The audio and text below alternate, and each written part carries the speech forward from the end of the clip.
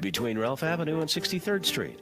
Or give us a call, 718-241-5600, 718-241-5600.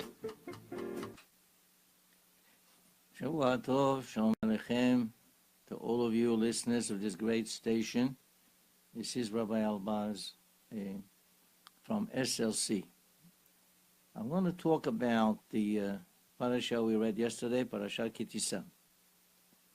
There are two pisukim in the parasha that seem to be contradictory.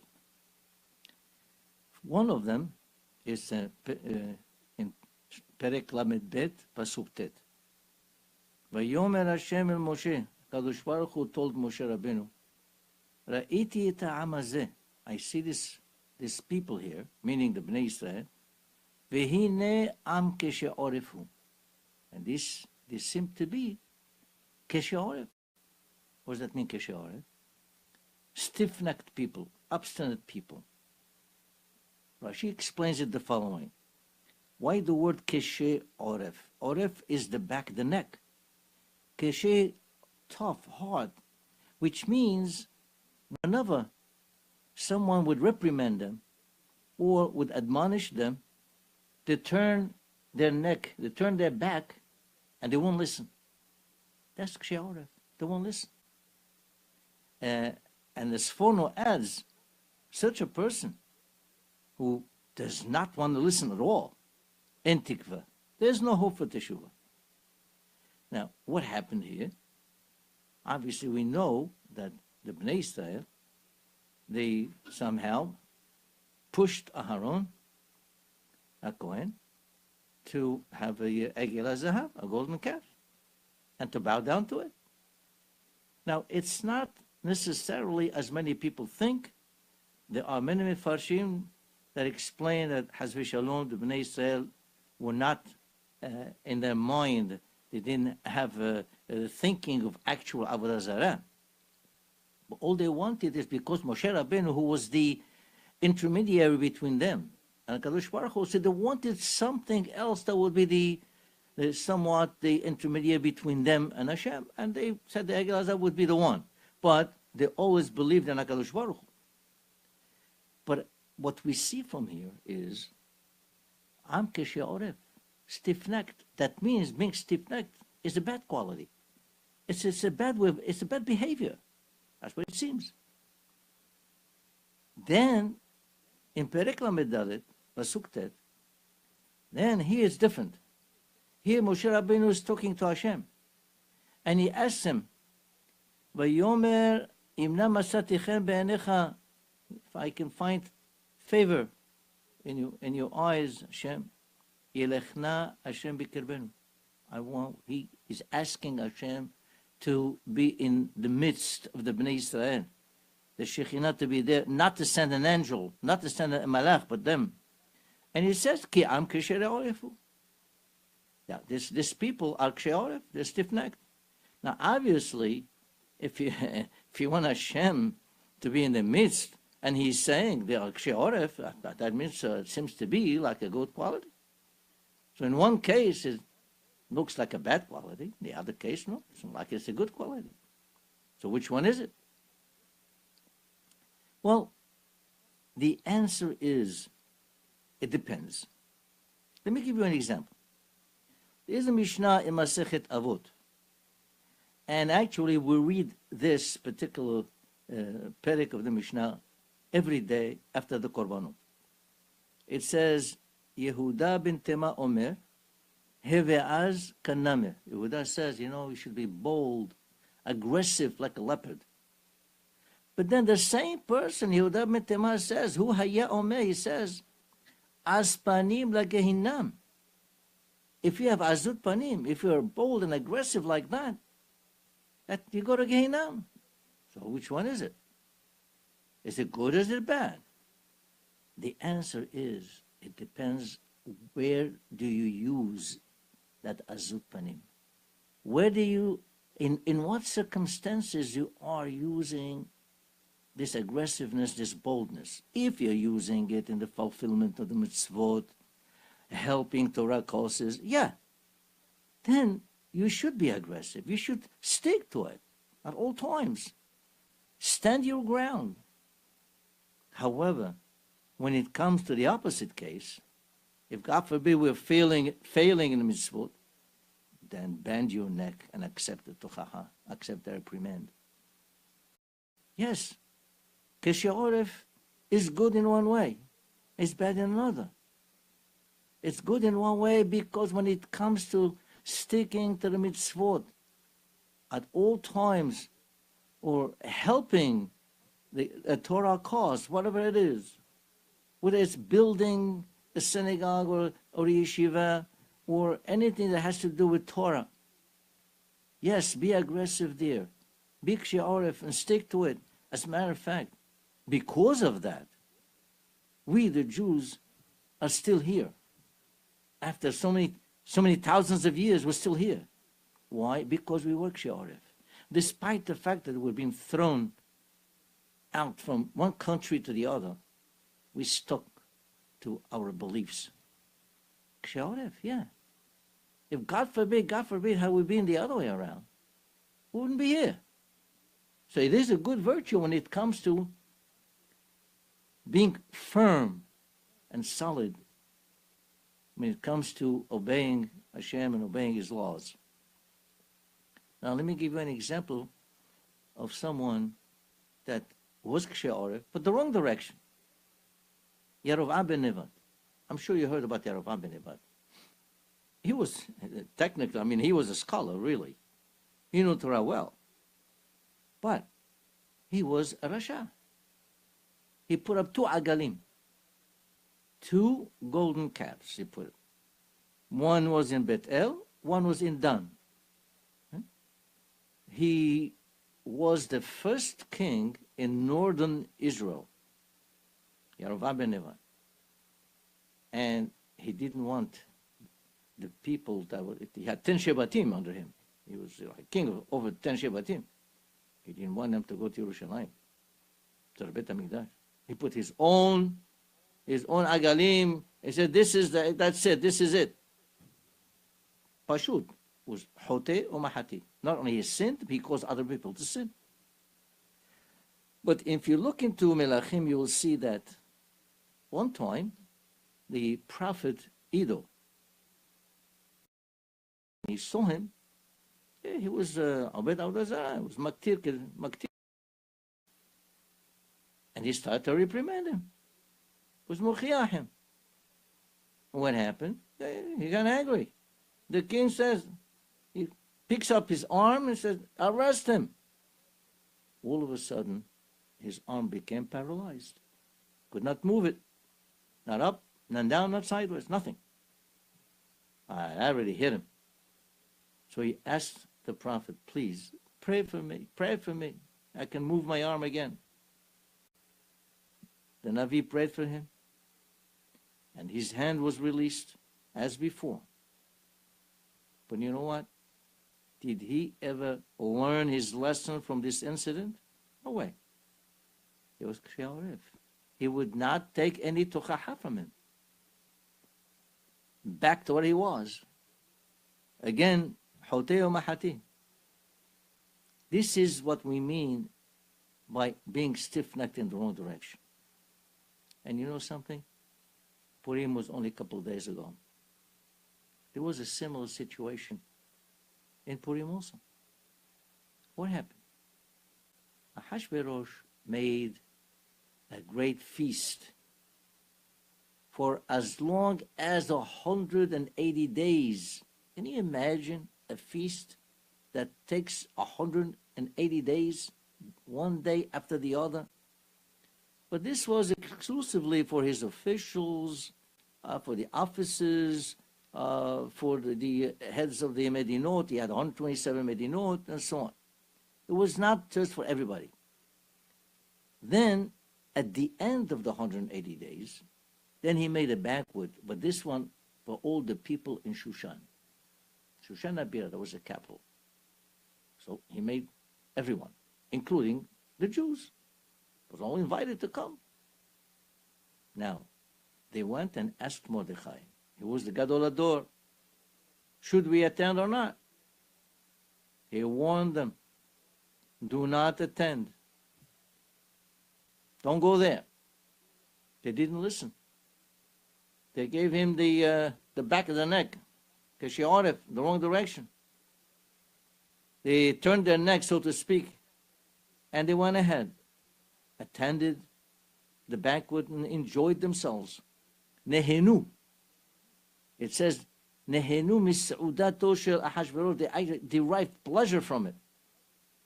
Now, what was the main problem here? Well, you know that after Galut Babel, it was prophesied by the Navi that it's going to take 70 years. After 70 years, the Bnei Israel will go back to their land and they will build the second Beit HaMikdash. This was known. Achashverosh knew it. But what he did was, he made a mistake in the calculation. He thought that for sure the 70 years have passed already. And now that's it. Once it passed already, that means not going to be any rebuilding. That means the destruction is has v'shalom, permanent. That's it.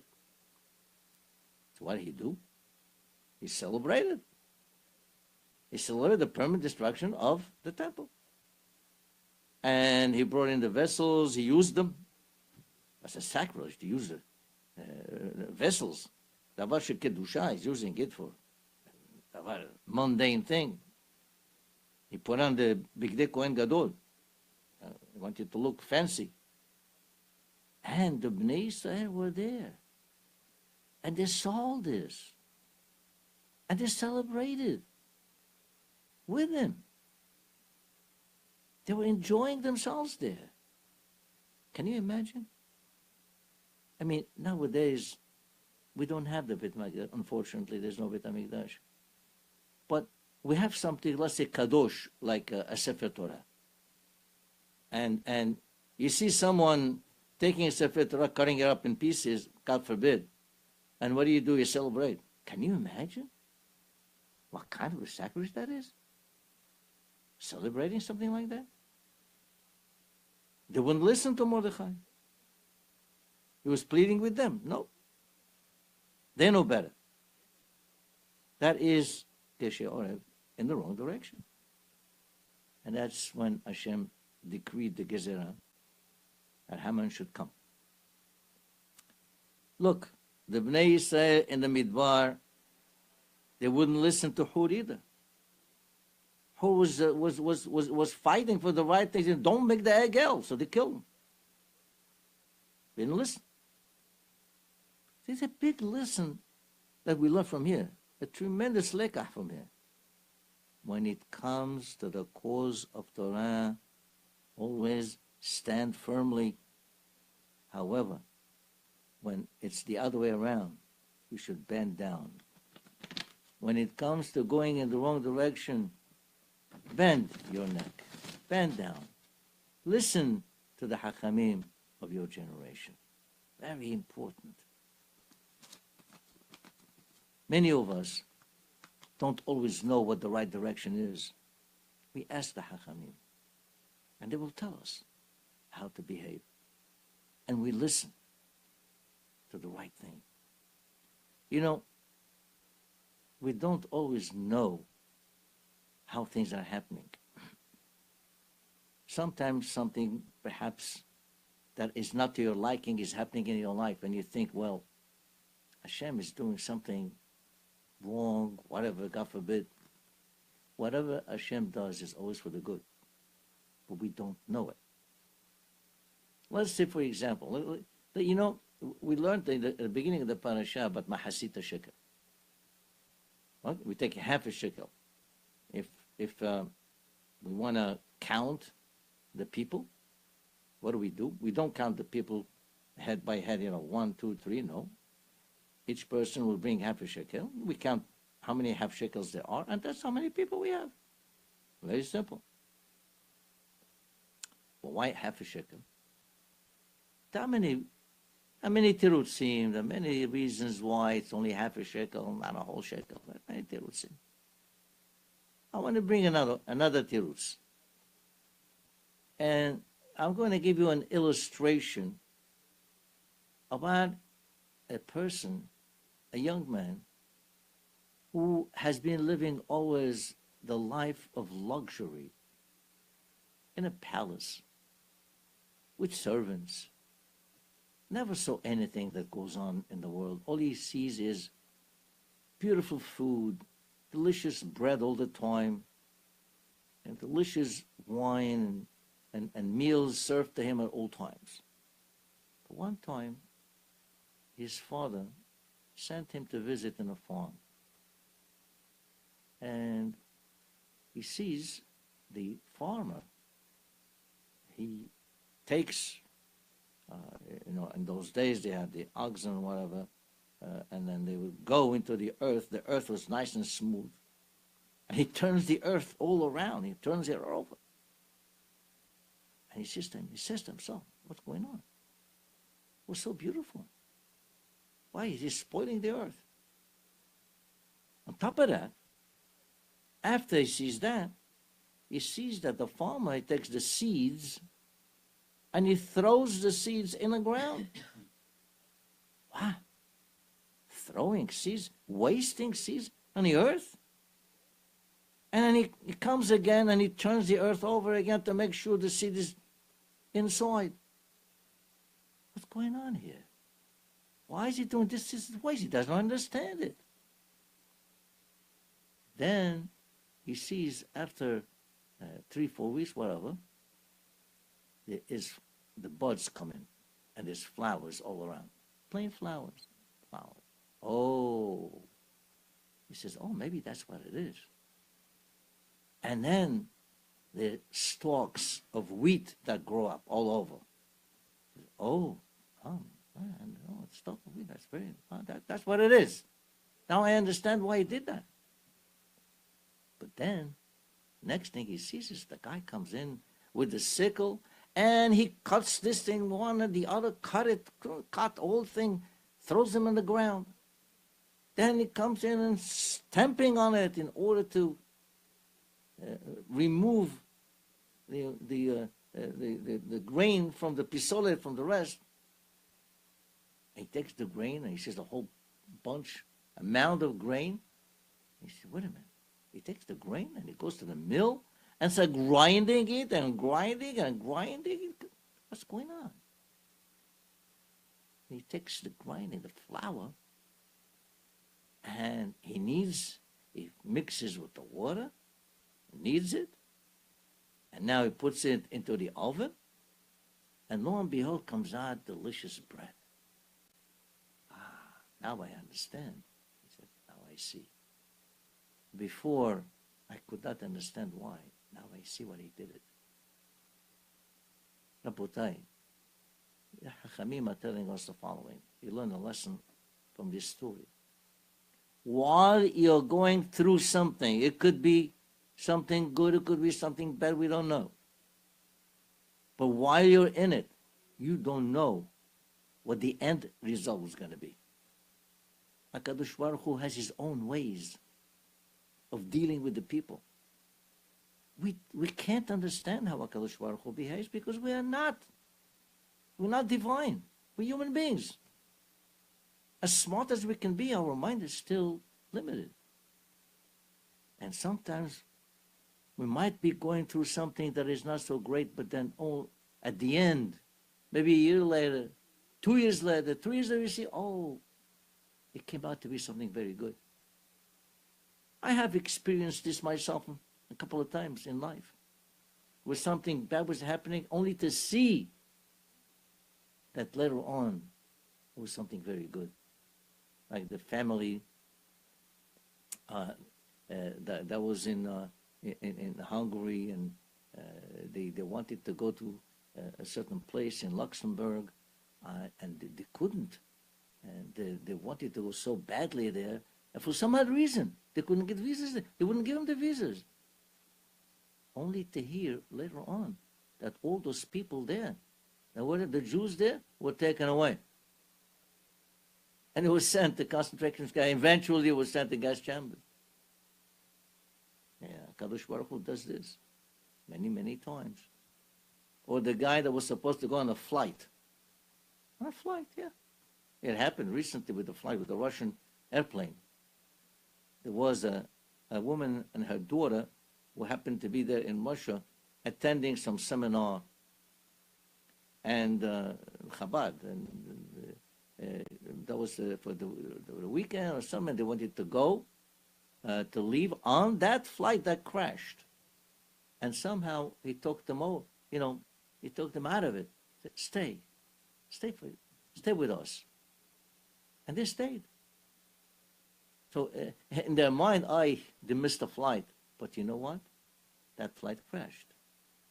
This is the things that we don't know, and we have to always thank and be grateful to HaKadosh Baruch Hu, because whatever Hashem does, it'll always be for the good.